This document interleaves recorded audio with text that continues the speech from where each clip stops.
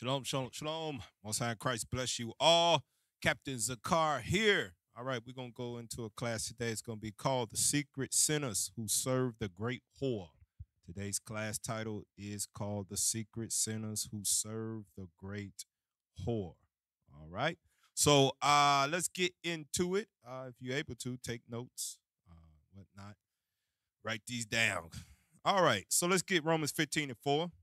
Scripture I like to open up with here. Romans chapter 15 and verse 4. For whatsoever things were written aforetime were written for our learning, that we, through patience and comfort of the scriptures, might have hope. So the scriptures that are in the Bible, these are the divine words of God that are written for us in these last days to learn and apply. They're not just here for us to make ourselves feel good, but actually to make ourselves better in the eyes of God. So we have to actually read them, learn them, and apply what is written. Other than that, it will not benefit you at all, unless you're a crooked pastor. But most of us ain't that. We are sheep, right? So the things that was written aforetimes, written for us to learn from in these last days. Learn it and apply it. Give me that in 1 Corinthians 10. Let's read verse 1 on down. 1 Be Corinthians here for a minute. Go ahead. chapter 10 and verse 1. Moreover, brethren, I would not that ye should be ignorant, how that all our fathers were under the cloud, and all passed through the sea, and were all baptized unto Moses in the cloud and in the sea, and did all eat the same spiritual meat. So you see, he's recounting some history that the Israelites would know, because he's speaking to Israelites that live in the Greek city of Corinth. All right, so we can understand that, who he's talking to right now. Now we know he's talking to the Israelites. He's referring to history that only they would know. Go ahead. Or what even pertain unto them. Go ahead. And did all drink the same spiritual drink, for they drank of that spiritual rock that followed them, and that rock was Christ. But with many of them, God was not well pleased. That's the thing about what the scriptures are for. It is so that we can now, in these last days, begin to please God, unlike our ancestors did. Verse 5 says, but many of them, although they was all delivered from ancient Egypt under the hand of Pharaoh, the oppressor, and Moses delivered them, when they got into the wilderness, many of them God was not well pleased with. Go ahead, keep reading. For they were overthrown in the wilderness. Now, these things were our examples. These things were our examples. They are our examples. This history that is written aforetime for us to learn from is our example of today of how to please God, of what not to do. Read that again, verse 6. Now these things were our examples, to the intent we should not lust after evil things. So these things are an example for us that we may learn how to please God. Now you see where, read verse 7 now. Verse 7. Neither be ye idolaters. Be ye idolaters. And we're going to get into what that really is, because a lot of people think that idolatry is just, believing in white Jesus, lighting some incense, where they talk about that sage stuff, and you got crystals and all of those things, and prayer beads. It's more than that. Keep reading. As were some of them, as it is written, the people sat down to eat and drink, and rose up to play. They rose up to play. It says they sat down to eat and drink and rose up to play. Idolatry is always connected with drinking and eating. It's always connected with those things. But it says here they rose up to play. Many people don't know what that is about. Give me that in the Bible, the reference, the Bible hub that I got, because it's going back to a certain time. And matter of fact, there you go. Exodus chapter 32. Let's go to that and read it. Let's go to Exodus 32 and verse 6 to show the history that Paul is referencing to our ancestors, that they can learn from these examples. the same as we should in the latter days. As it was then, so it is now. Read that Exodus 32 and 6. Exodus chapter 32 and verse 6. And they rose up early on the morrow and offered burnt offerings and brought peace offerings. And the people sat down to eat and to drink and rose up to play. And rose up to play. All right, now it's going to explain to it. Now I want you to go down to the pulpit commentary. There you go to your right. Now we're going to read all of this. What does it mean that they rose up to play? And because idolatry was in it, eating and drinking. Let's read verse 6. Verse 6. They rose up early on the morrow. The people were like a child with a new toy. They could scarcely sleep for thinking of it. So, as soon as it was day, they left their beds and hastened to begin the new worship, burnt offerings and peace offerings. Now those was to idol gods, the golden calf. Go ahead. It is evident that both of these were customary forms of sacrifice. Neither of them first introduced by the law. They were not introduced by the law, meaning that they didn't get this from God. The thing that they doing right here, they didn't get this from God. This is learned from their captivity, but they brought it with them after God called them out of Egypt. They still held on to the ways of Egypt. Go ahead. Which had not, except so far as the book of the covenant was concerned, been promulgated. Compare Jethro's offerings, Exodus 18:12. The people sat down to eat and drink. Sat down to eat and drink. What does that really mean? Scroll up a little bit so it don't cut it off. Go ahead. A feast almost highlight always. Where he is so the people know. Highlight where it is. There you go. Okay, go ahead. A feast almost always followed upon a sacrifice. Only certain portions of the victim being commonly burnt. Meaning the animal. Go ahead. While the rest was consumed by the offerers. See the comment on Exodus 18:12. And rose up to play. And rose up to play. What does that mean? Go ahead. This play was scarcely of a harmless kind. The sensualism of sensuality is what that is. Go ahead. Of idol worship constantly led on the sensuality. Sensuality, sensualism, that means your feelings, right? That's what that means. Sensual, your feelings. Go ahead. And the feast upon idol sacrifices terminated and profligated orgies of it did what? Profligated what? Orgies of a nature which cannot be described. It was so damn terrible.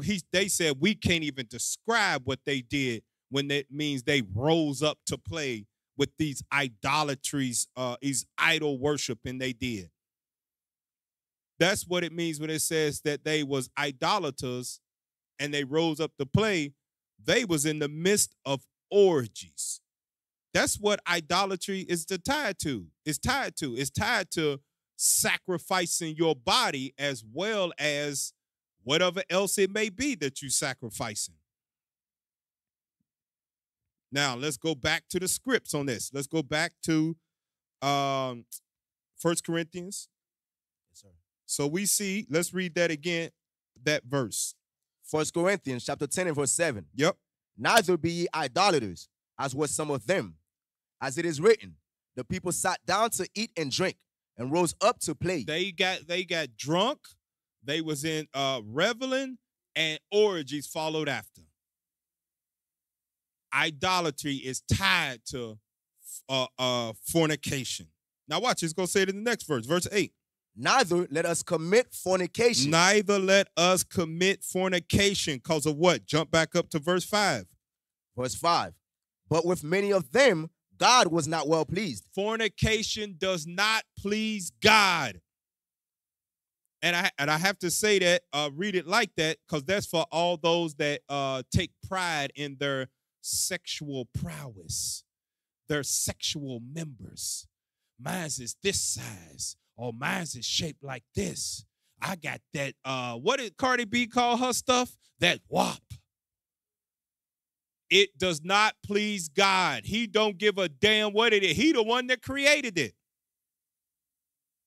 Go back to that verse again. Read that in verse 8. Verse 8. Neither let us commit fornication, as some of them committed, and fell in one day 23,000. So I'm going to say fornication does not please God. Fornication only pleases Satan. I'm going to say it again. Fornication only pleases Satan. Because we just read, it don't please God. So when you get that feeling of gratification from committing fornication, just know you deposited money into Satan's account. And guess what happens when you put money in Satan's account? He gonna come and withdraw. He gonna cash that check that you put in his account. Because read it again. Read verse 8 one more time. Verse 8. Neither let us commit fornication, as some of them committed. Now jump back up to verse 5. Why not? But with many of them, God was not well pleased. Fornication does not please God. We just read it where they rose up to play. We saw what it was. It was orgies. It was as much crazy sex as they wanted. Now watch this. Give me that definition of fornication. Definition of fornication. This is Google. Okay, read that for him, the definition. Fornication. Sexual intercourse between people not married to each other. Read that again. Sexual intercourse between people not married to each other. Fornication is intercourse of people not married to each other. Sexual intercourse, not married to each other. Give me that in Genesis. Genesis chapter 1. And I want you to read verse 26 and 27. Genesis chapter 1 and verse 26. And God said, let us make man in our image. Let us make man in our image. The black man is created in the image of God. For all those that don't know, we are created in the image of God upon earth. Now, proof of that, give me that in 1 Corinthians chapter 11, verse 7. I got to say that because the world and the internet and all of that putting out this the black woman is God BS. No, she's not. When she's in the midst of fornication, she's a whore. And the black man, when he's in fornication, he ain't no God. He's a whoremonger. But nonetheless, we still made in his image. Read that. 1 Corinthians 11 and 7. 1 Corinthians chapter 11 and verse 7. For a man indeed ought not to cover his head, for as much as he is the image and glory of God. Man is made to look like God. Specifically who? The black man. We are made to look like God. And keep reading. But the woman is the glory of the man. She's made in our glory. We look like God and she's made in our glory. So go back now to Genesis 1. Let's read 26 and 27. Got to clear the air on that because the imaginations of our people are wild. Go ahead. Genesis chapter 1 and verse 26. And God said, let us make man in our image, after our likeness, and let them have dominion over the fish of the sea, and over the fowl of the air, and over the cattle, and over all the earth, and over every creeping thing that creepeth upon the earth. So God created man in his own image. God created man in his own image. In the image of God created he him. That he, him is specifically Adam. He's the first man that was created. Black man, created from the dust of the ground. Go ahead. Male and female created he them. That means he created more than just Adam. It was other men, it was other women there as well. All right? So it just wasn't Adam by itself. It was more people. All right? Now, read that in verse 28. Now look at this. Go ahead. And God blessed them, and God said unto them, be fruitful and multiply. Now, the thing we got to stop and meditate on with this scripture is, if he told them to be fruitful and multiply, but fornication doesn't please God, that means sex, which is used to multiply people, can only come through marriage. So for all the Negroes that always got this thought in their mind of, oh man, all these women, God made more women than he did man. He said, be fruitful and multiply. Being fruitful and multiply is for married people, not whores and whoremongers. That's not what it's for. being fruitful and multiplying is for a husband and a wife. That's who he's talking to right here. Read that again, verse 28. Verse 28. And God blessed them, and God said unto them, be fruitful and multiply. And stop right there. Now go back to the definition. Watch this. Go back to the definition, and let's see what it say. Read the definition again. Fornication, sexual intercourse between people not married to each other. So that being fruitful and multiplied was not talking to people not married to each other. That's fornication that does not please God. Now, I'm gonna show you the proof. You keep that that definition up there. Give me Sirach chapter 40, verse 1. I think it's 40 and 1. Let me see. Let me get there with you. Here, this is precept upon precept proof. Be fruitful and multiply ain't talking to fornicators. Unmarried folk. Sirach 16 and 1. Sirach chapter 16 and verse 1.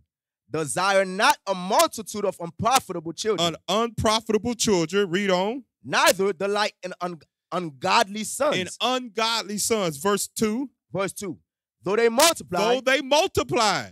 Though these fornicators multiply. God said what? Rejoice not in them. That don't make him, he's not well pleased with that. We cut now all the damn excuses that any of these secret sinners who serve the great whore would even come up with. God said, be fruitful and multiply. Yeah, if you're married. He don't want you having a bunch of kids out here if you're a whore. Read verse 2 again for him.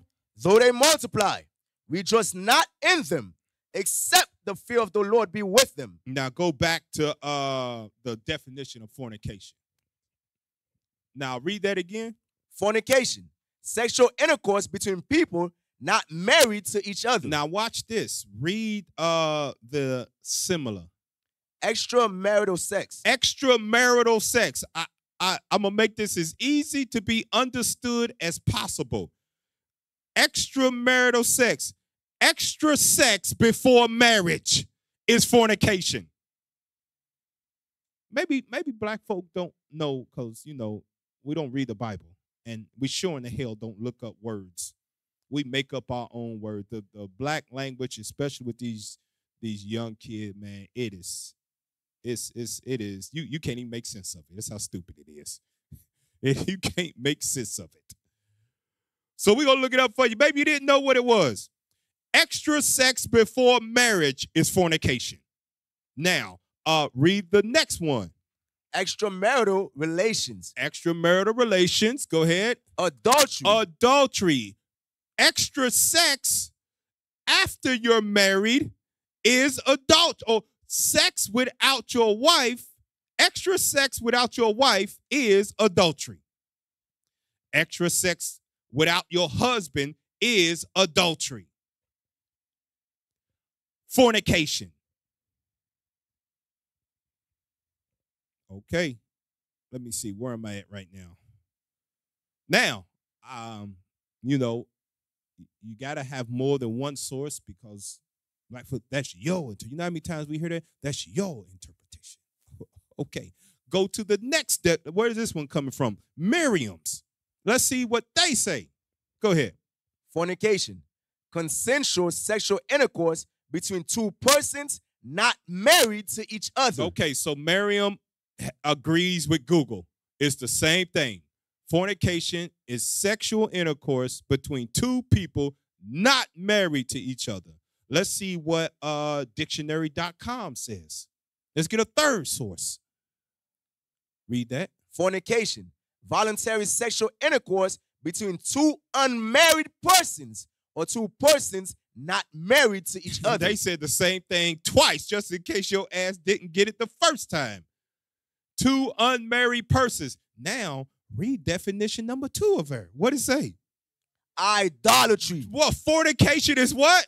Idolatry. That's why we read in 1 Corinthians chapter 10. Neither be ye idolaters that do what? That rose up to play. Idolatry is synonymous with giving your body for sexual intercourse. It's always tied into it. Whether it be you idolizing your body, you're idolizing the opposite sex body, whatever it may be. It's idolatry. Fornication is idolatry. All right. Go to Hebrews 13, verse 4 now. Hebrews chapter 13, verse 4. That was 4 sources. Make sure. 4 sources. Go ahead. Hebrews chapter 13 and verse 4. Marriage is honorable in all. God said marriage is honorable in all. For what reason? Why is marriage honorable in all, though? We got to think about it. Why would God say that? I'm going to see. First, it shows in humbleness to obey God rather than man, meaning yourself. I'm going to say it again. Marriage is honorable in all because it shows God that you what it say right here is that you show humbleness to obey God rather than man, which means yourself. The second reason marriage is honorable in all, it shows you love your people and willing to sacrifice your desires for them, just like Jesus the Christ, the Black Messiah. Number 2, marriage is honorable in all. It shows you love your people and willing to sacrifice your desires for them, just like Jesus Christ did. The third reason marriage is honorable in all, it shows you're committed like God is to Israel. That's what it shows. Marriage is honorable. It shows that you are willing to humble yourself to God. It shows you love your people. And then thirdly, it shows you're committed like God is to the Israelites. Get that in Jeremiah chapter 3. We're going to start out with the third part and work our way back. What I want, Jeremiah, what I call Jeremiah what? Chapter 3, sir. Jeremiah chapter 3 and read verse 14. Yes, sir. Jeremiah chapter 3 and verse 14. Turn, O backsliding children, saith the Lord, for I am married unto you, and I will take you, 1 of a city, and 2 of a family, and I will bring you to Zion. Now to show that once he married Israel, although he had put them away, he stuck with them. Give me that in Romans. Here's the proof of it. Romans chapter 11, verse 1. Romans chapter 11 and verse 1. I say then, have God cast away his people? God forbid. For I am also an Israelite, of the seed of Abraham, of the tribe of Benjamin. God have not cast away his people, which he foreknew. So God has always been committed to Israel in marriage. Even though he put them away, he still brought them back. That's how committed he is. Now, the number 2 is it shows, we're going backward. Third was that it shows you're committed like God is to Israel. 2 was it shows that you love your people and willing to sacrifice. Give me that in the book of John. John chapter 10 and verse 17. Therefore doth my Father love me, because I laid down my life that I might take it again. No man take it from me, but I lay it down of myself. I have power to lay it down, and I have power to take it again. The commandment have I received of my Father. This commandment have I received of my Father. Marriage is honorable because it shows that you could, what it say? It shows you love your people and willing to sacrifice yourself. What did he tell Peter when he tried to stop him? Let's go to that in Matthew.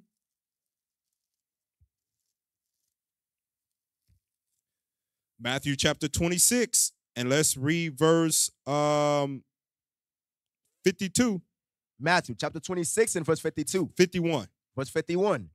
And behold, one of them which were with Jesus stretched out his hand and drew his sword and struck a servant of the high priest and smote off his ear. Then said Jesus unto him, put up again thy sword into his place, for all they that take the sword shall perish with the sword. Thinkest thou that I cannot now pray to my Father, and he shall presently give me more than 12 legions of angels? He's willingly sacrificed himself. That's honorable. Give me Acts chapter 5, 29. Acts chapter 5 and verse 29. Now, the first reason that marriage is honorable, what did we say it was? It shows a humbleness to obey God rather than man, meaning yourself. Read that. Then Peter and the other apostles answered and said, we ought to obey God rather than men. Rather than man. All right. Now, give me that in the book of Romans. Oh, go back to Hebrews 13 and 4. That's what I want. Hebrews 13 and 4. Let's finish it out. Hebrews chapter 13 and verse 4. Marriage is honorable in all, in the bed undefiled. But whoremongers and adulterers God will judge. God is going to judge you. Judgment is coming for you because you don't honor the same things that God does. You're actually an adversary to God. That's what it is. Marriage is honorable because it shows a level of something that, one, that you are humble to God. Two, you're willing to sacrifice yourself. Three, is that you show you are committed to one thing, but you whores and whoremonger, you ain't committed to nothing. You're not committed to nothing. You're an adversary to God. Read that in Romans 8. 8, let's read, start at verse 5. That's why judgment comes for you. Romans chapter 8 and verse 5. Uh-huh. For they that are after the flesh do mind the things of the flesh. They mind the things of the flesh. Go ahead. But they that are after the spirit, the things of the spirit. Uh-huh. For to be carnally minded is death, but to be spiritually minded is life and peace. So those that mind the things that are of the flesh, that means that what? You ain't even in control. You're not in control of your life, no matter how much you think that, yeah, I choose to sleep with this person unmarried. I choose to do. You're not in control. It's your flesh. And that's Satan that operates through it. He controls you. You might lie to yourself, and we're going to get that a little bit later, that make you think you chose that. No, you ain't even in control no more. You just a wandering cloud with no water, twice dead, because you mind the things that are after the flesh. Verse 6 again. For to be carnally minded is death, but to be spiritually minded is life and peace. I want to say this. As hard as it might be to abstain from fornication, it still brings you more peace than it does to be a fornicator. I'm going to say it again. No matter how hard it may be to abstain from fornication, it still brings you more peace than it would be to be a whore or a whoremonger. Read verse 7 now. Verse 7. Because the carnal mind is enmity against God, for it is not subject to the law of God, neither indeed can be. So then, they that are in the flesh cannot please God. Those that commit fornication, you cannot please God. How do we know that? Because things written aforetime was written for our learning. Paul already told us that when our ancestors was doing it in the wilderness, when God called them out of Egypt, the same way he called us, he was not well pleased with those fornicators that rose up to play. He was not well pleased. Now, give me that definition of enmity so we can know what that means. Enmity. Read that for him. Enmity. The state or feeling of being actively opposed or hostile to someone or something. Remember, I said that if you in the flesh, you the adversary of God. If you don't honor marriage, you are the adversary of God. That's why it says you are enmity against God. Read it again for him. The state or feeling of being actively opposed or hostile to someone or something. It says the feeling of being opposed, you hate God. So when the word of God comes out to correct you, you got problems with God. You become hostile with God. No, God, I got my personal. God know my heart. God know I need this. God know I've been waiting for this long. He won't kill me after a year to nope. Well, God just gonna have to forgive me. That's what you start. You become hostile. You defensive. You're an adversary of God because you don't honor marriage like he do. You're a secret sinner that serves the great whore. 1 Corinthians 10 and 8. Let's go back to it. 1 Corinthians chapter 10 and verse 8. Neither let us commit fornication, as some of them committed, and fell in one day 23,000. Unmarried sex of any form is idolatry. That's what it is. Unmarried sex of any form is idolatry because you're not willing to subject yourself to what God says. That is more important to you. Give me that in Numbers 25. Watch this, because he's referencing history that we should learn from. That's why you got to, when you're studying your 4 chapters a day, you better make sure 2 of them are out of this law somewhere so you can always remember the examples that was left for us to learn from. Let's read Numbers 25 and 2. Numbers chapter 25 and verse 2. And they called the people unto the sacrifices of their gods.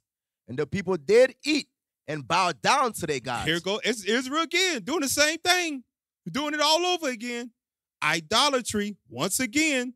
Now, what was in the midst of that idolatry of them eating and playing? Let's see if it would happen to be the same thing that was in Exodus. Verse 1. Verse 1. And Israel abode in Shittim, and the people began to commit whoredom with the daughters of Moab. Women in the midst of the idolatry. Idolatry, sexual intercourse of any kind is idolatry.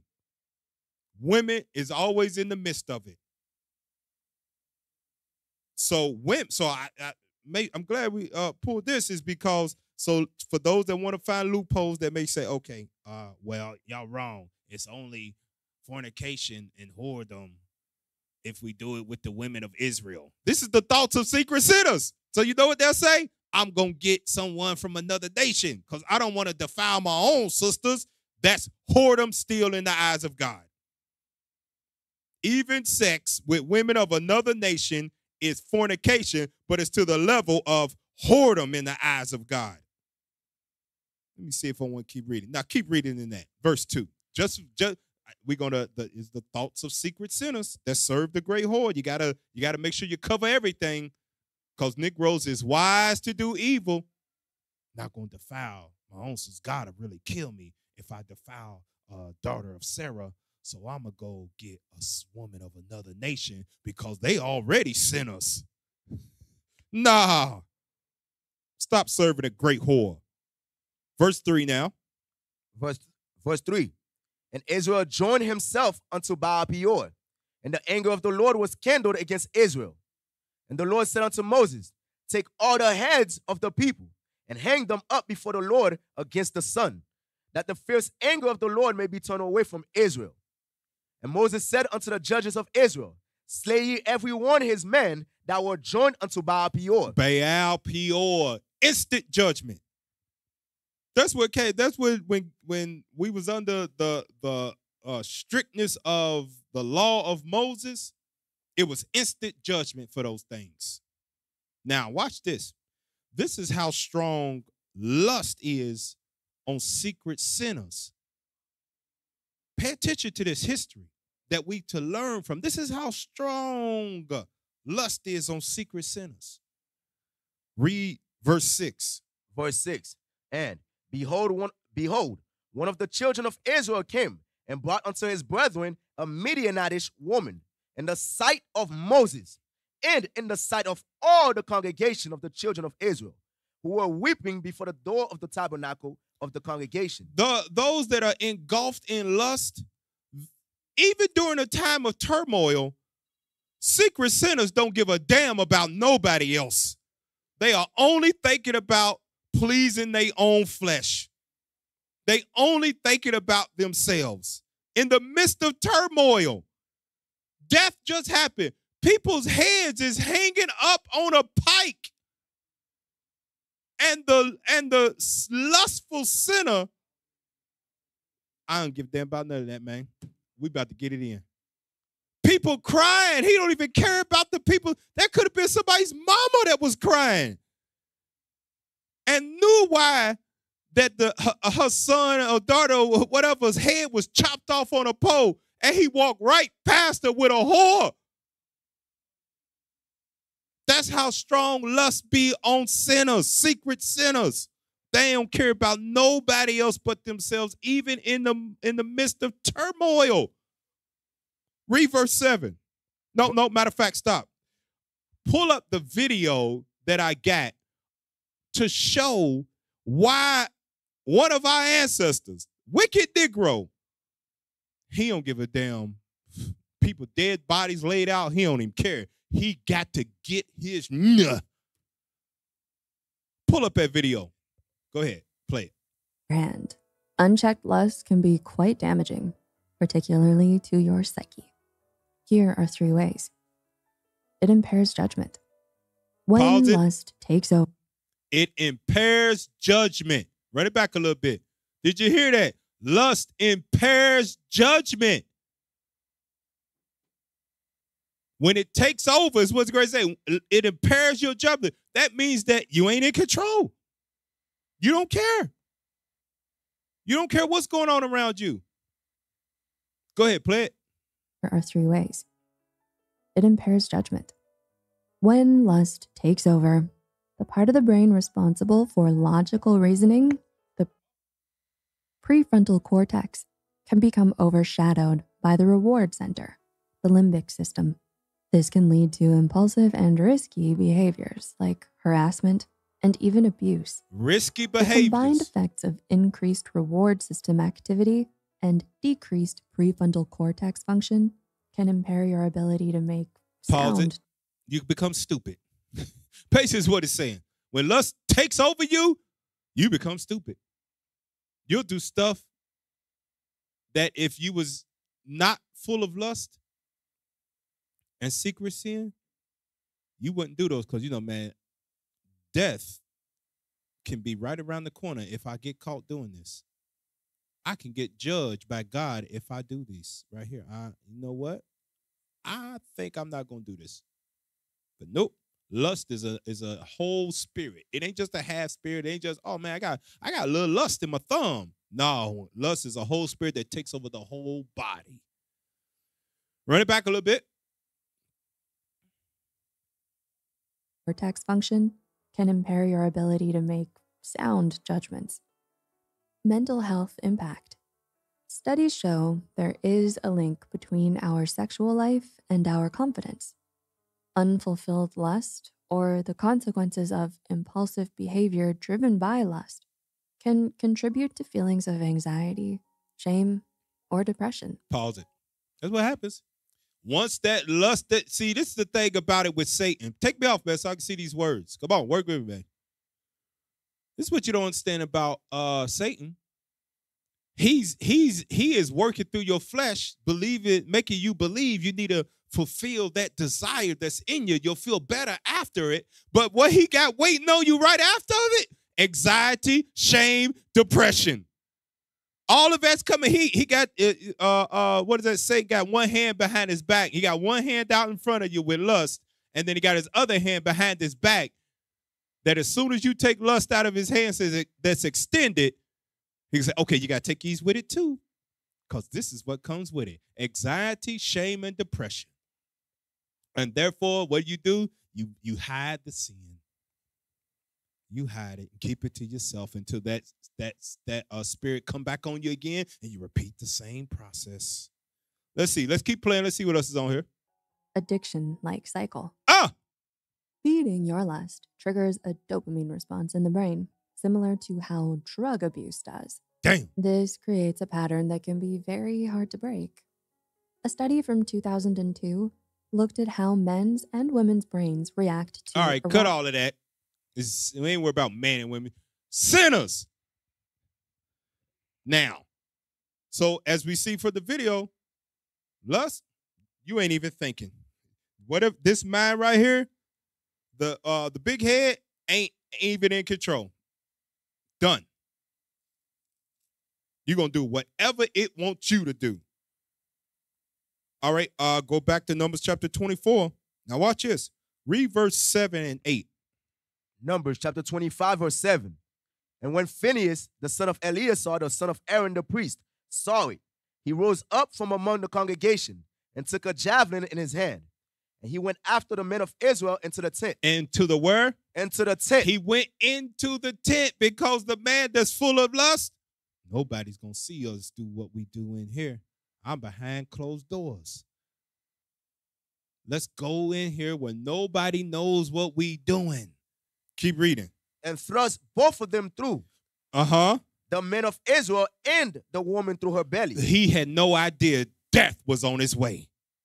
This is what you think. It's what you be thinking in your mind. The secret sin, you think, oh, nobody going to see me behind here. You don't know that death has picked up the damn javelin and is just working his way through the crowd.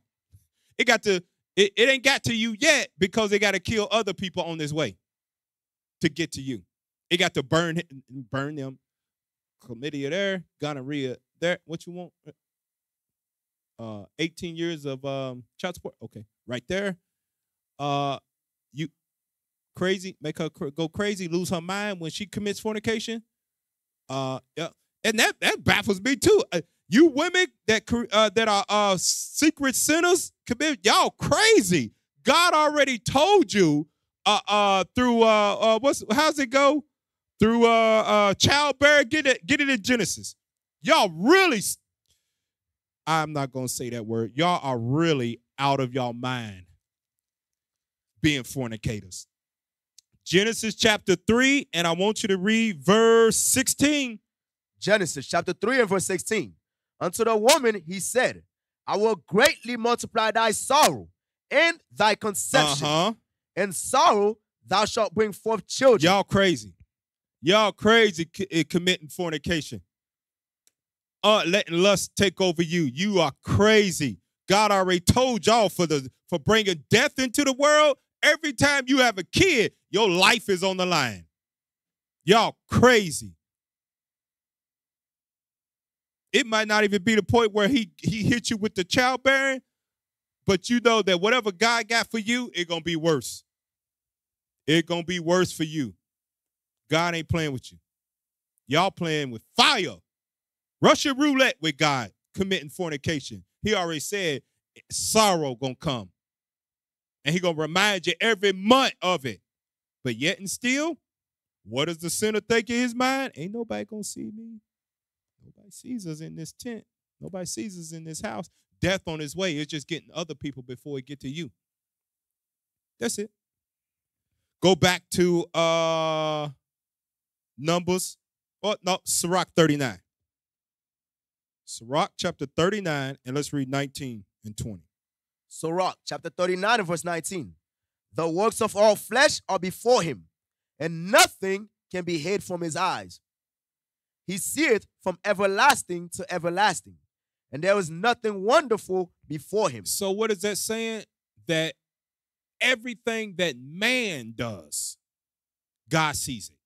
There's nothing that is, what it say, hid from his eyes. Everything man does, from the things that Esau does in secret to the things that Moab does, Ishmael, it don't matter who it is, all the works of flesh are before him.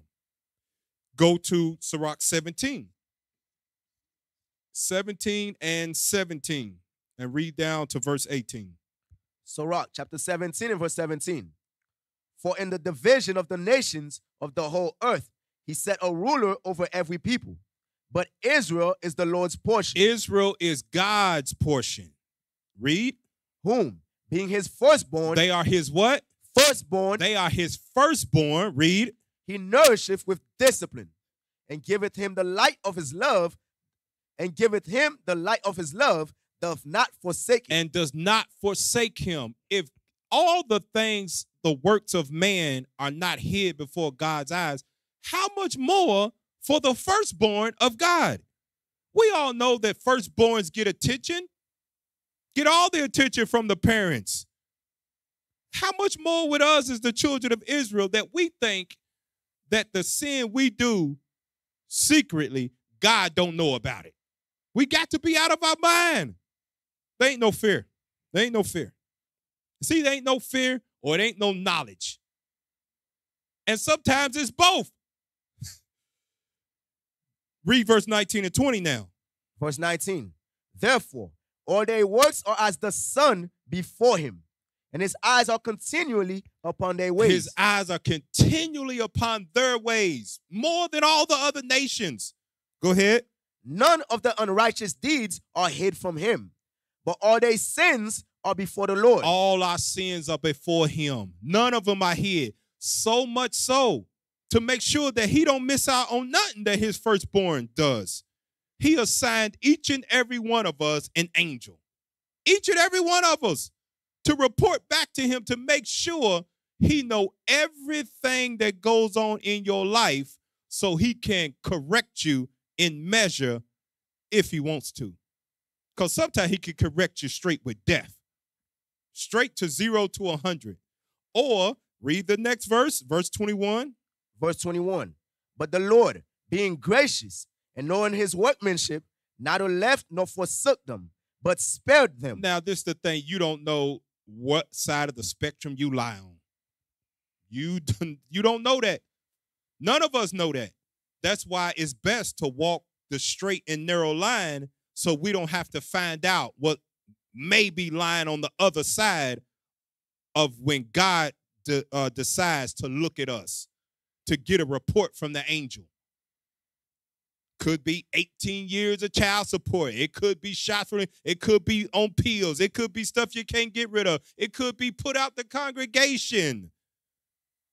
It could be a number of things. The safest bet is to be an obedient child and not let lust control your thoughts. Sirach 23, verse 16. Sirach chapter 23 and verse 16. Two sorts of men multiply sin, and the third will bring wrath. A hot mind is as a burning fire. It will never be quenched till it be consumed. A fornicator. Who? A fornicator. Somebody unmarried sex, a fornicator. Read. And the body of his flesh will never cease till he have kindled a fire. And that fire might be between your legs. It might be your legs and the other person's legs of fire. Go ahead, keep reading. All bread is sweet to a whoremonger. He will not leave off till he die. Now listen to this. Keep reading. A man that breaketh wedlock, saying thus in his heart, who seeth me? Who seeth me? This is the secret sinners. Who seeth me? As long as I'm in this tent and behind closed doors, who sees me? Read. I am compassed about with darkness. The walls cover me, and nobody seeth me. And nobody seeth me. That's what we just read in Numbers. He went in that tent. Hey, man, ain't nobody see what we doing right here. I'm good. Death was following him. Go ahead. What need I to fear? What need I to fear? Go ahead. The Most High will not remember my sins. Hold on, read that again. The Most High will not remember my sins. The Most High will not remember my sins. Let me make sure I get what I got right here. Yeah, that's the thoughts of a whoremonger. That's the thoughts of a whore. Their thoughts tell them that although I will die one day, God is going to forget all the fornication that I did while I was on earth. By the time I get to him, because it might be a long time before I actually meet God. By the time I get to him, I'm sure God going to forget what I did on the earth with my body. That's the thoughts, the secrets, the stupidity. Yeah, he going to forget. By the time I get to him, he'll forget. Yeah. Read verse 19. Verse 19. Such a man only feareth the eyes of men, and knoweth not that the eyes of the Lord are 10,000 times brighter than the sun, beholding all the ways of men, and considering the most secret parts. God even considers the thoughts that lead up to the action of the fornication. He's sitting there, reading over because your angel's recording those. He's reading over the thoughts that you say when you say to yourself, I know I shouldn't be doing this, but God is merciful. I know I shouldn't be doing this, but God knows I need some release. He is looking up. So when you, by the time you get to him, he could be like, you know, this wasn't an accident what you done. No, I know you told them that your trip that fell on some, but I know your thoughts. I consider the most secret parts. I know that you contemplated what you did. I know you played like you were sick. You told people you had a headache. You told people you had a job. You had to work today. I know you told people you was going to here, but you really went here. I know what you did. Because I got it wrote down. You didn't fear my word when the prophets gave it to you. You thought they was lying when they told you. I see everything y'all do. Your unrighteous deeds, your good and your bad. 10,000 times brighter than the sun. Now watch this, Sirach 16. Sirach 16, verse 17. Remember what it said that, man, by the time I get to God, he shall not remember my sins. 16, 17. Sirach chapter 16 and verse 17. Read. Say not thou, I will hide myself from the Lord. Oh, I'm a hide. God don't know what's going on. Go ahead. Shall any remember me from above? Is God going to remember me from above? This is the secret sinners. Is God going to remember me by the time I get to him? Nah, I'm going to go ahead and do what I do right now. I'm going to get it in. I only got one life to live. By the time I get to God, he'll forget. Keep reading. I shall not be remembered among so many people. Who am I? It's a multitude of people. I'm not doing the most. It's other people out there doing worse than me. Keep reading. For what is my soul among such an infinite number of creatures? Yeah, I did wrong, but best believe there's other people that's doing more wrong than me. Yeah, who am I? I ain't nobody. Yep, I did do that. Y'all getting on me like this, but they doing it too. He doing it too. This is what them secret sinners do to, what are they actually doing? Justifying themselves. Because in their mind, they say, I will hide myself from the Lord. Shall any remember me from above? Surely my angel that God put with me since the beginning of time, he gonna forget me on judge when I stand before Christ. He ain't gonna know what I look like. Because that's what it says. It says, shall any remember me from above? God gonna forget that he made me. Christ gonna forget what I look like. And the angel, he gonna forget my name. So when I get up there, and they're gonna try to find my books, and they're gonna be able to find it, and then they're just gonna be like, you know what? We can't find your records. We can't find your book. So by default, you come on in here. Come on in here to eternal life. Come on. Y'all crazy. Pull up what this actually is. Give me that link at Justifying Thoughts. Read it. Justifying thoughts, also known as cognitive distortions. Go ahead. Are a way to avoid taking responsibility for actions and regulate feelings of guilt and anxiety. A way to avoid taking responsibility for actions and regulating feelings of guilt and anxiety. Read the next part of it. They can occur when there is a conflict between beliefs and behaviors. When you know you shouldn't be doing it, it's a conflict. So you know what? What I got to do to get by with this, I have to insert the justifying thought because I got to feed this lust that I got. I got to do it. So insert justifying thought, lust fulfilled, God gonna forget. Read the last part. They can occur when there is a conflict between beliefs and behaviors, a state of tension called cognitive dissonance. Dissonance. You separate yourself from what actually really is and lie to yourself. Get the next link from Wikipedia. Get that.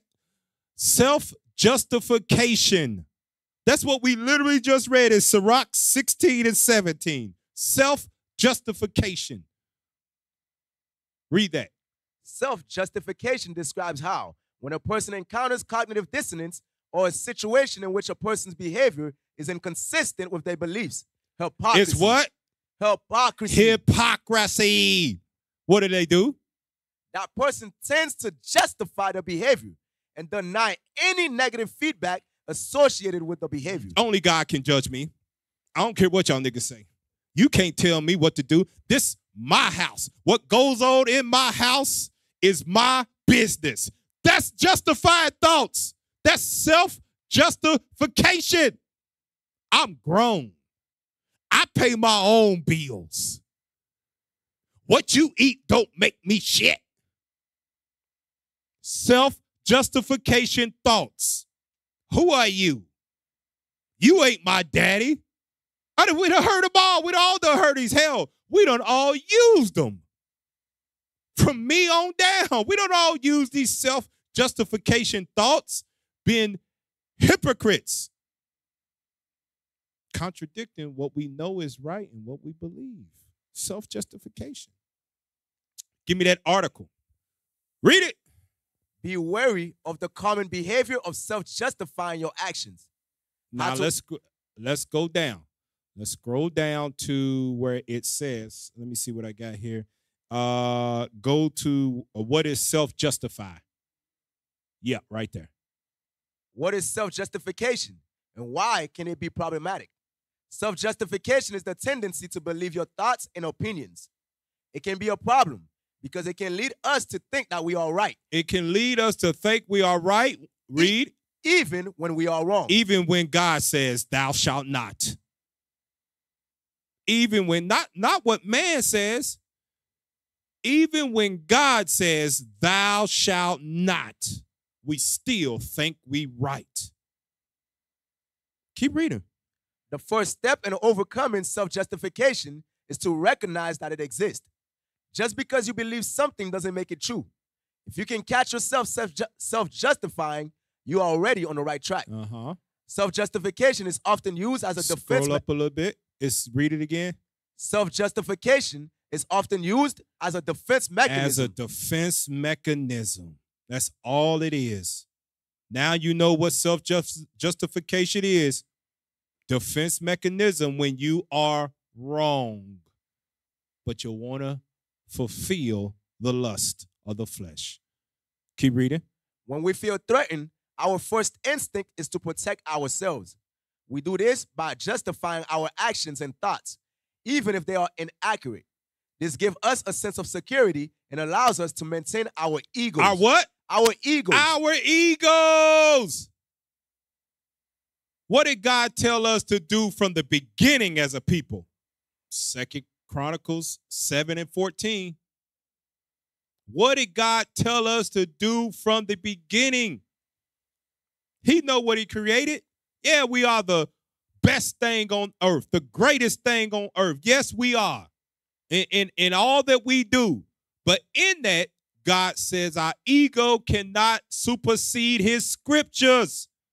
Read that. 2 Chronicles chapter 7 and verse 14. If my people, which are called by my name, do what? Shall humble themselves. Humble themselves. Not let the ego of being the chosen people, the greatest people, the most beautifulest people, the most voluptuous women, the most desired man, not let that ego of them being gods on earth and they being princesses and daughters of Sarah override my commandments. If they but humble themselves, God gonna do what? And pray and seek my face. If you pray, then he'll deliver you from that desire that has overtaken your body. You just don't know what to do with it except get it out. But you gotta humble yourself and not let your ego tell you, I'm right, God's wrong. Go back to the article. Where was we at? Yep, go ahead. While self-justification. Hold on, no, scroll up. I want to read that at bottom part. This gives us a what? This gives us a sense of security and allows us to maintain our egos. Our egos must be humbled according to the scriptures. Don't matter how beautiful you are. Don't matter how many men desire you. Don't matter how many men want to sleep with you. It don't matter how many women want to sleep with you. It don't matter how many women heard about you on the streets, how you are in the bedroom, and they won't try you out. That's ego. God said, humble yourself. Do what I told you to do. You my son. You my daughter. I created you. Everything you got belonged to me, not you. Therefore, you obey me rather than yourself or any other man that self-justifies whoremongering and whores and not honoring marriage. Next paragraph. While self-justification can be helpful in some situations, it can also lead to severe problems. When we self-justify, we're lying to ourselves. We're doing what? Lying to ourselves. We got to remember that. We are lying to ourselves. Just admit it. Just get it out and admit it. I'm not going to self-justify myself. You take the power away from Satan when you do that. When you just admit it. Confess it and admit it. You take the power away from Satan of using his wiles to trick you. You take the power away from him. He can't use that weapon on you no more. Self-justification ain't going to work no more because you're not lying to yourself. Read on. We're convincing ourselves of something that isn't true. This can prevent us from learning and growing as individuals. That's why all of us was called into this glorious gospel, so that we can learn and grow into the image of Christ and make ourselves ready for the second coming. That's why he called all of us to learn and grow. Yes, God knows that all of us was in sin. It ain't nobody that ain't sin. All men have sinned and fallen short of the glory. God knows that. But once he calls you, you're supposed to learn the scriptures that was written aforetime, and then you're supposed to apply them so that you may grow thereby. Now, give me that. We can drop that. Give me that Job chapter 9 and read verse 20. Let's see what Job said about justifying. Read that. Job chapter 9 and verse 20. If I justify myself, mine own mouth shall condemn me. Why would it condemn you if you justify yourself? It's a lie. We just read it. When you justify yourself, it's a lie. Read it again. If I justify myself, mine own mouth shall condemn me. Because I'm lying to myself. Go ahead. If I say I am perfect. Ain't none of us perfect. We all got problems. We all need some scriptures that will heal us. We ain't all got it together. We all got something to overcome. Read. It shall also prove me perverse. And then if somebody start looking into your life with a fine-tooth comb and really press you, man, you jacked up. Man, you ain't right. Man, you ain't as spiritual as you think you are. So we can't justify ourselves. We just got to admit that we're wrong. Give me that in Sirach 7 and 5. Sirach chapter 7 and verse 5. Justify not thyself before the Lord. Do what? Justify not thyself before the Lord. And boast not of thy wisdom before the king. Justify not thyself before the Lord. Don't do it. It's better to confess and admit. Don't justify yourself before the Lord. It always ends bad when you do that. Because now what's happening, his power's tried. And when you try your power, I did because this, nope, you did this. Nah, you did that, God. Nope, you put you put that man here. Nope, you put him in my life. Don't nothing happen by happenstance. That man put my life by God. That woman came across me. It was supposed to happen. Justify yourself before God, it condemns you. That's exactly what it does. Now, give me that in Revelation 17. Revelation chapter 17, and I want to read verse 18. Revelation chapter 17 and verse 18. And the woman which thou sawest is that great city, which reigneth over the kings of the earth. That woman which thou sawest is that great city. That is America. That's the great city. Now here's the proof of it. And it says what? It rules over all the kings of the earth. Pull up that video real quick to prove the Bible is a true book. Pull it up. Initiate switch. Actuated counterclockwise.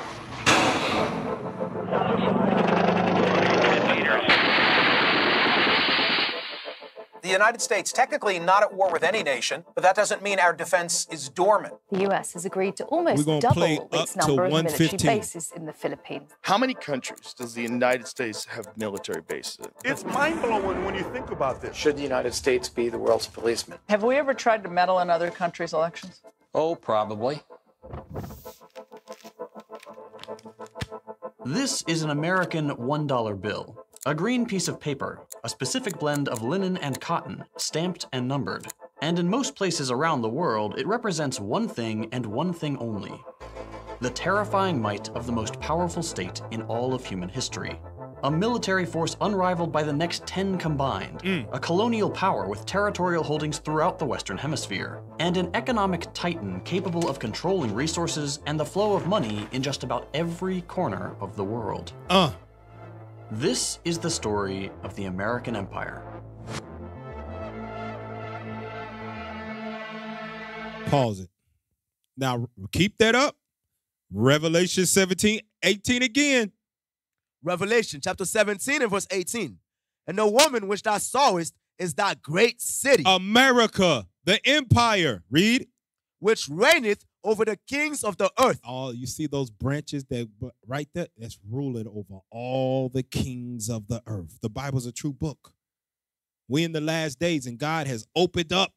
He's opened up the words that were hidden of old, so that we may know what time we in. Now, what does it say about that woman? Jump back. You could drop that now. Jump back to verse 5. Verse 5. And upon her forehead was a name written, Mystery, Babylon the Great. It's a mystery because it's not revealed to everybody. They don't know what this great, this woman that reigns over all the cities really is. It's a mystery to them. It's who? Babylon the Great. The mother of harlots. The mother of whores. If you want to find the most perverse people on the planet, look no further than America. It's the and abominations of the earth. The abominations started here. This is where they turn a man into a woman into a man. This is where they say a baby is supposed to choose its gender, not its parents, not the genitalia that God gave it. That doesn't mean nothing. This is the place of the abominations of the earth. Jump up to verse 4. Verse 4. And the woman was arrayed in purple and scarlet color, and decked with gold and precious stones and pearls, having a golden cup in her hand, full of abominations. It was what? Full of abominations. Full of abominations. Read. And filthiness of her fornication. Of her what? Fornication. This is the place where the fornication reigns on the earth. She's the mother of fornication. She has the most abominable fornications in this place right here. Now pull up an image of most watched. Read that from the top. 20 countries that watch the most porn in 2023. That's in 2023. Now, they don't have all the stats for 2024, but they got it for 2023. Go ahead. Number 1, United States of America. Who's number 1? United States of America. United States of America. Read on. According to webroot.com, approximately 200,000 Americans are labeled as porn addicts. More than that. It's more than that, buddy. Go ahead. And about 40 million Americans access pornographic websites on a regular basis. That's every day. Go ahead. Fox News believe that Americans are more vulnerable than ever to the harmful consequences of porn addiction, which is officially recognized as a behavioral condition. You got a disease. If you're addicted to porn, if that lust is on you, you have a disease. And it's only one thing can cure that: the word of God and fasting. There ain't no self-help out there that you can't get it. How you going to get self-help porn addiction from the mother of harlots that is full of abomination and filthiness of her fornication? It ain't going to come from out there. It's going to come from in here. The Bible, the word, is going to come from in here. Read.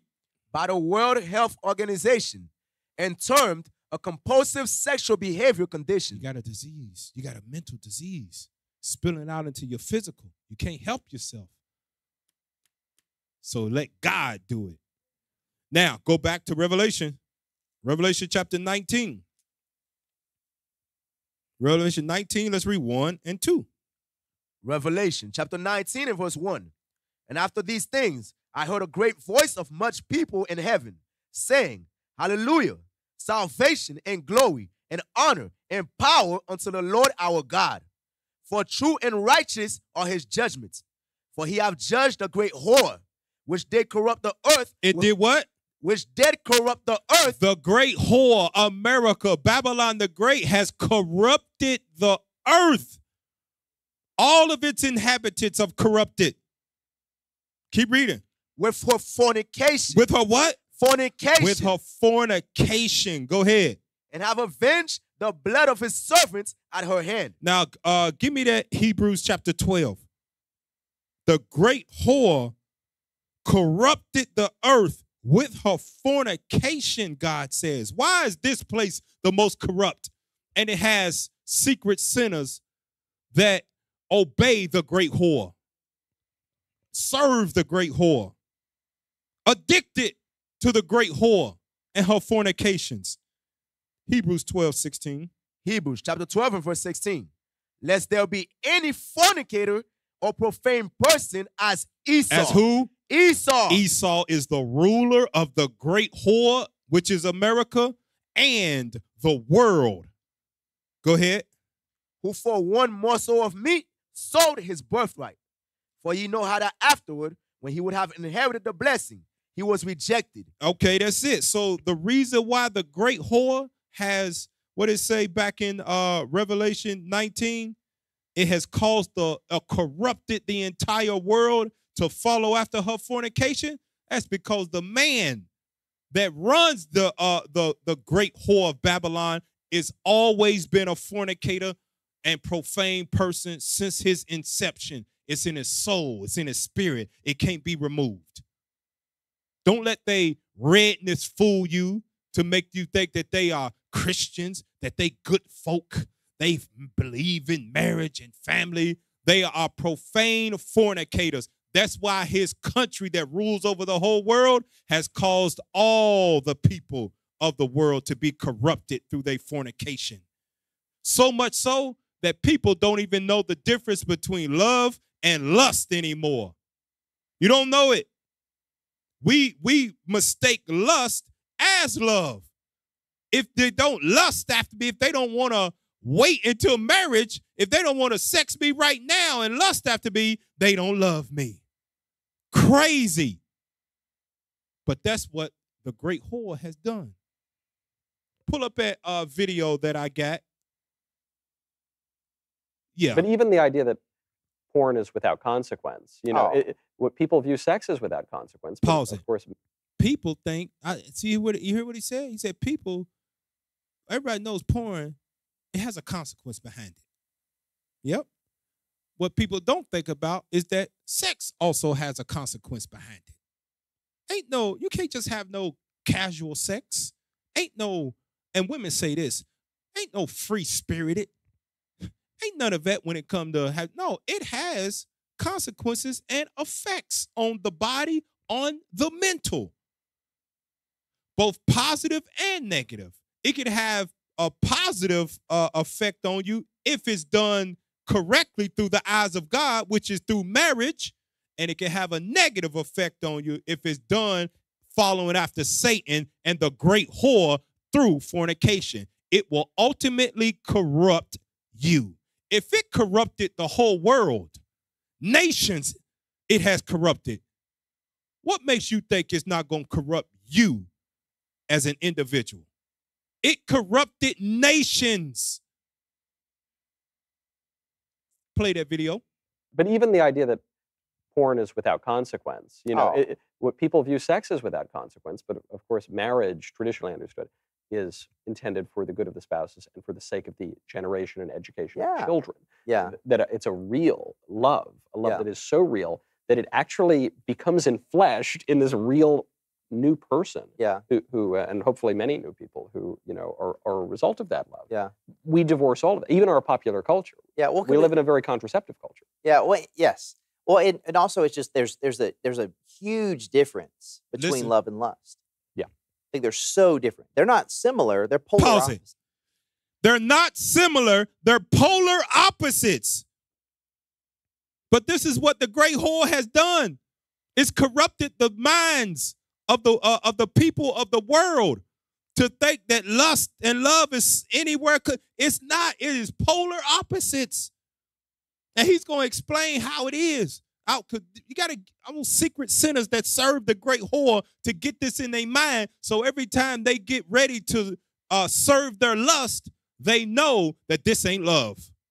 I want that to plague your mind when you're doing it. So you know when you're in the midst of that fornication that you ain't nothing but a whore. You ain't nothing but a whoremonger at this moment right here. It ain't love. Nope.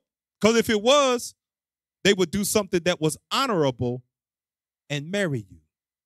They would apply the 3 honorable principles that I mentioned earlier. They would humble themselves to God and do what God says.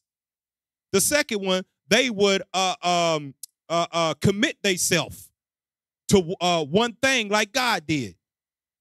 They would sacrifice themselves for their people if it was love. So just know they the polar opposites. When you're in the midst of lust, just know you're a whoremonger, ain't no love there. The dude on top of you don't love you. The woman under you don't love you. You just a piece of meat and you're a whore just to satisfy the corruption that's in them, and then you can go on about your way. Run it back a little bit. They're so different. They're not Run it back a little bit. Yeah, there we go. Go ahead. Yeah. I think they're so different. They're not similar. They're polar opposites. Dang, why did it keep starting right there? I thought it was a little further. Okay, right there. That's good. Go ahead. Yeah, well, yes. Well, and also it's just there's a huge difference between love and lust. Yeah. I think they're so different. They're not similar. They're polar opposites. Yeah. One selfish, one selfless. Pause it. That's what it is. So I want to make sure, because a lot of young kids don't know, they're growing up in a society where parents ain't parents. They learn about the world through TV, because from the time that they was about 6 months old, they had a computer screen in front of their face, an iPad or a tablet. They've learned about the world through social media, TikTok, Instagram. Parents ain't parents no more. We don't really talk to our kids. We don't even care. We don't even read to them no more at night. Nah, just, I got, things is tough. I got to pay these bills. I'm tired. They figured out themselves. As long as I feed them, clothe them, they'll be all right. So I want the young kids to understand that watch this video. Lust and love is 2 polar opposites. One is selfish, one is selfless. Go ahead, play it. Huge difference between love and lust. Yeah. I think they're so different. They're not similar. They're polar opposites. Yeah. One selfish, one selfless. Yes. One's very sacrificial, and one costs you something. One's easy, and you're compromised. Right. One's about me. One's about self-control. One's about giving into myself. But even the idea that heavy. Make sure you can watch this video. You can run that back, watch that again, run it back, watch it again. And when you follow after your lust, you're following after, or you're serving the great whore that's full of corruption. 1 Peter chapter 4. Because we're going now, we get some detail of why this place is so perverse, why it's corrupted. 1 Peter 4 and read verse 3. 1 Peter chapter 4 and verse 3. For the time past of our life may suffice us to have wrought the will of the Gentiles. The will of the Gentiles, which is Esau, the profane fornicator. This is how they live. This is what's in their spirit. Read. When we walked in lasciviousness. Evil sexual desires. And you can name it from the spectrum it's a wide range of spectrum of lasciviousness that we've seen Esau do in this world. Go ahead. Lust. Go ahead. excess of wine, revelings, banquetings, and abominable idolatries. Because abominable idolatries, remember we read earlier that it was so bad back in Egypt of following after the Gentiles, which were the Egyptians, the way they lived their life, it couldn't even be mentioned. It was so bad what they done. How much worse when the man of sin is pushing it out into the world, pushing it out into society. That's how he lives his life. Jump back up to verse 1. Verse 1. For as much then as Christ hath suffered for us in the flesh, arm yourselves likewise with the same mind. For he that hath suffered in the flesh hath ceased from sin. I want to say this, that nobody said it was going to be easy. Nobody said that it was going to be easy in this flesh at all. So we're not negating that fact. We're not. But 1 Corinthians 10, verse 13. Because this is what the secret sinners that serve the great whore say to themselves in their mind, man, you don't know what it's like to be single. You got a wife, man. Nobody said it was going to be easy, because even married men have to fight the corruption of the great whore that's seen on a daily basis. The lasciviousness, the lust, the excess of wine, revelings, banquets, abominable idolaters on TV, that's on the billboards, that's everywhere you look. It's wall everywhere. You go shopping, it's there. Married man got to fight that too. So it ain't no difference. Nope. But God says this. Read that. 1 Corinthians chapter 10 and verse 13. They have no temptation taken you, but such as is common to men. To man. All of us go through this same temptation. It ain't nothing new from a single brother to a married brother. We all living in this great whore. Go ahead. But God is faithful, who will not suffer you to be tempted above that ye are able. He gave you a way to get out of that. He gave you brothers. He gave you sisters. You can pick up a call. You can remove yourself from that situation. You don't have to give in to those desires. God gave us a way to escape. And one of those ways that God gave us to escape, Genesis chapter 2, verse 18. There is no excuses. God gave us a way. Genesis 2, 18. Genesis chapter 2 and verse 18. And the Lord God said, it is not good that the man should be alone. I will make him and help me. So God gave us a way to do what? To please our flesh and at the same time please him, because we are doing what's honorable in his eyes. So nobody said it was going to be easy in the flesh, but he gave you a way to escape. He didn't put you alone. A single brother or a single sister should be preparing themselves for what? For marriage. Not having extra sex outside of marriage. Extramarital sex. He shouldn't be doing it. Should be preparing themselves for marriage. God gave you a way to escape, but you set yourself back every time that you give in and serve the great whore instead of serving God. Now go back to 1 Peter chapter 4, and let's read verse 2. 1 Peter chapter 4 and verse 2. Yep. That he no longer should live the rest of his time in the flesh, to the lust of men. We shouldn't live after the great whore. We shouldn't live in corruption. We've been called out of that like we was called out of Egypt.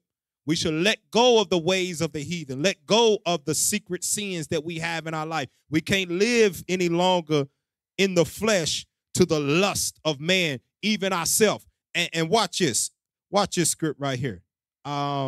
Give me that in Sirach 25. I want to make this known. Sirach chapter 25, verse 2. Sirach chapter 25 and verse 2. Why shouldn't we live in the lust of our flesh to please that? Verse 2. 3 sorts of men my soul hates. God said he does what? 3 sorts of men my soul hates. He said my soul hate this.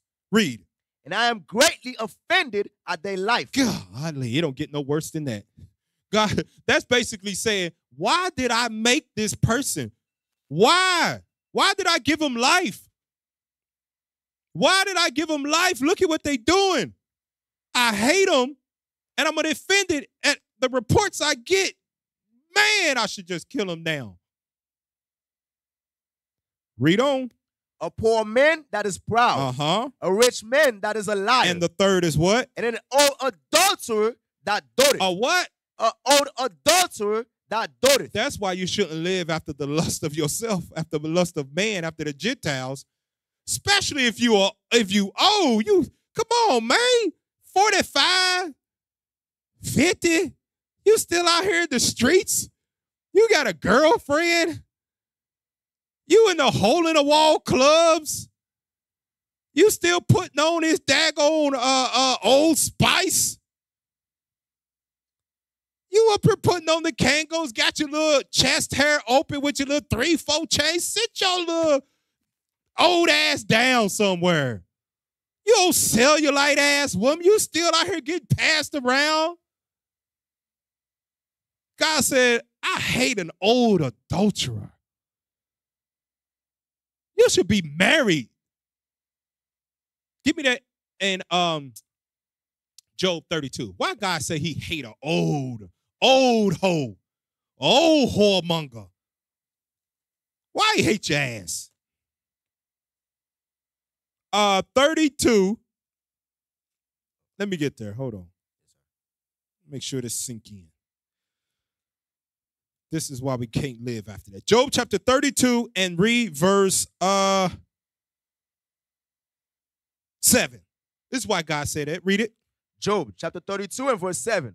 I said, days should speak, and multitude of years should teach wisdom. Read it again. I said, days should speak, and multitude of years should teach wisdom. That's why God said, I hate him. Man, his life is an offense to me. The old adulterer that doted. Yeah, I still got it. Yeah, I still got it. Them young dudes be hollering at me. God said, I hate their life. Your old ass should be teaching them wisdom. You're a part of the problem of the next generation being destroyed. You walking around as an old hoe, an old whoremonger. You ain't married. You ain't got a wife. You ain't got a husband. They see you. You got on what's that stuff? Them leggings. You out here showing your old gray hairs. Yeah. God said, man, you should be teaching wisdom. The next generation should be better by your example, but your ass is getting put out of the body because you're a hoe. You out here running around, people speaking, yeah, Miss Parker. You Miss Parker. And you damn Bernie Mac. Old adulterer. God said, I hate their soul, and I'm greatly offended at their life. So going back to 1 Peter chapter 2 or 4 verse 2, what should happen? 1 Peter chapter 4 and verse 2, that he no longer should live the rest of his time in the flesh to the lust of men, but to the will of God. Don't be on the side where God hates you. Don't be on the side where God's offended at your life, especially when you're up in age. Settle down, get married, and have some peace in your life. 2 Corinthians chapter 5, verse 2, overcome your thoughts and your flesh for this reason right here. You got to overcome that. Live after the will of God. Overcome them, the thoughts and your flesh. For this reason. Read it. 2 Corinthians chapter 5 and verse 2. 10. Verse 10. For we must all appear before the judgment seat of Christ, that everyone may receive the things done in his body, according to that he have done, whether it be good or bad. Whether it be what? Good or bad. Whether it be good or bad, whether it be done in dark or light. God's going to judge us for everything, and none of our deeds, our unrighteous deeds, are hid from him. Leave off from the lust. Confess, repent, fast, pray, grow in grace, grow in the spirit, so that the day you meet your maker, he doesn't say, depart from me, ye worker of iniquity, I never knew you. All right, so I'm going to wrap it up right there on that script. Today's class, the secret sinners who serve the great whore. Hope y'all was edified from that. Lord's will, life lasts. We'll have another class. With that, I say shalom.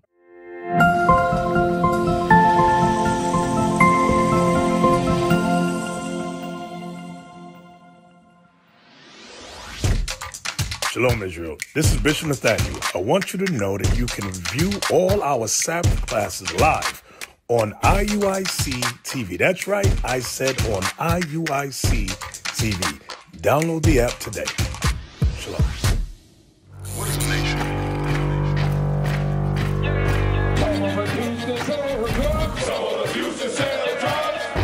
Nation is men leading by example.